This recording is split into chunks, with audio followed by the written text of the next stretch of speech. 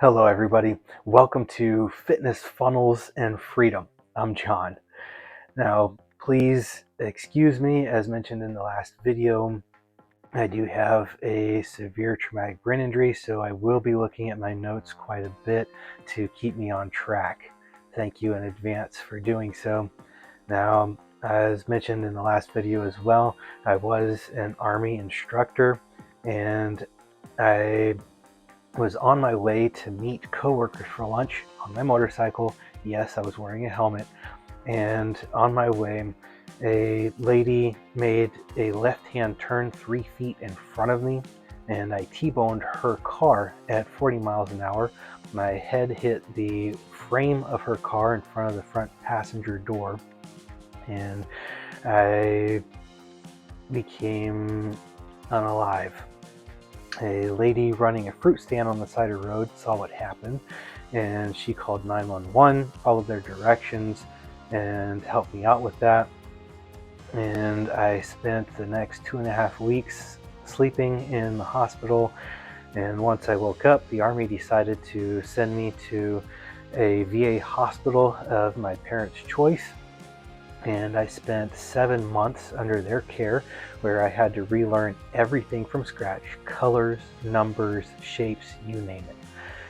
So once I was done there and returned back to the Army decided that I was no longer fit for service because of my brain injury. Thus, that led me into looking for another source of income, and I really wanted to get back into fitness because I missed it. That's one stable thing that I relied on so much in the military, and I just needed to get back to it. I knew that much. And I will give you a quick history on that. In junior high, I got my very first bodybuilding magazine, which intrigued me and got me started into dreaming of becoming a bodybuilder. I never wanted to compete. I just wanted to see how big I could get. And the reason being is because when I joined the Army, I was 131 pounds. I was extremely small. Growing up, I was 4'10" until about 12 or 13 years old when I hit a growth spurt. So as a very small young boy and young man, I wanted to get as big as possible, as muscular as possible. So I found my first bodybuilding magazine and looked at that and was dreaming of becoming as big as those guys were. And then I was working as a security guard, and I found another bodybuilding magazine in one of the companies that I was doing a walkthrough of. And in that magazine, there was an ad for some pamphlets. And those pamphlets were advertising that you could grow big muscles in minimal amount of time. So, okay, sure, let me check it out. It was very inexpensive, so why not? So I ordered those pamphlets. And those pamphlets offered similar principles as to what I'm doing now. And I will cover that in the future. But again, that helped feed my desire to become a bodybuilder.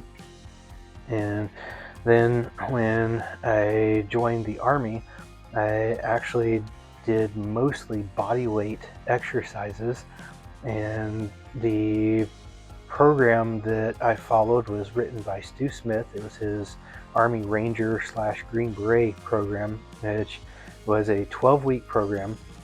And I made it through all 12 weeks consecutively 4 times in my 9.5 years in the Army.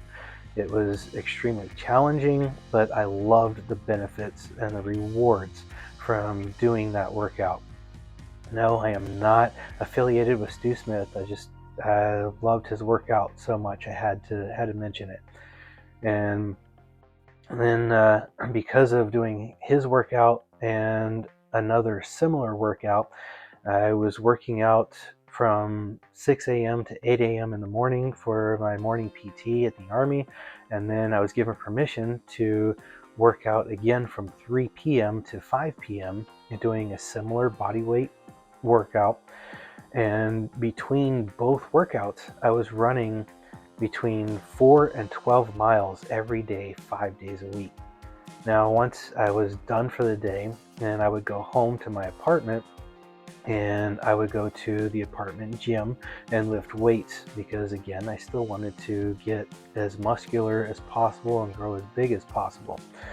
But what I learned is that in doing that much cardio, I was unable to grow the muscle that I wanted and to gain the weight that I wanted. Now, because of all my running, I could not get over 155 pounds. The benefit of doing all of that running was I could pretty much eat whatever I wanted. And I was known for eating McDonald's every day for breakfast. And I would eat between 3 and 6 sausage McGriddles, and some orange juice, and then the tater tots that they would give you in the morning for breakfast.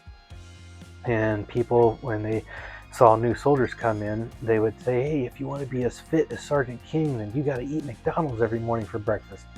And of course, they would chuckle, and then I would laugh and let the soldiers know it's not 100% true. Yes, I do eat that morning for breakfast, but if you're following the workout that I'm doing, then you're able to do so without hurting your physical fitness and your ability to meet the standard. Now, was it healthy? No, not at all. Would I recommend it? No, not at all.